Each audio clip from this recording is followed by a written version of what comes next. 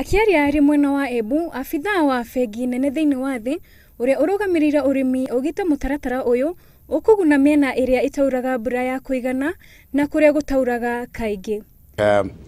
Has counties from the arid areas, 2 of them. It has counties from semi-arid areas, 7 of them, and the remaining are counties from areas which are receiving relatively medium to high rainfall. Oho, igite ni gukugia na wongerereku wa mawira na magetha iri ta njira imwe ya kuhurana na ukia na kuongerera gikiro kia urimi.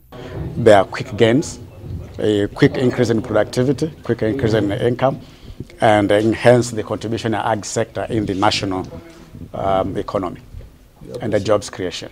Mwena-ini wake murugamiriri munene wa urimi kaunti-ini ya Embu Anyaga augite tabarira ino irongoreirie kugacirithia urimi wa irio cia unduire ta mianga, irio cia ng'ombe na urimi wa kahua. Mimera mingi turona itukuvota gu promote na ku enhance na ukagereria the productivity levels. Cassava being one of them.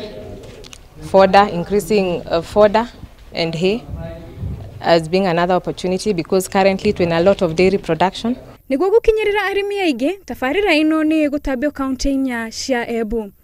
Ngiribotera Inooro TV, njitagwo Jane Wambui wa Mwangi.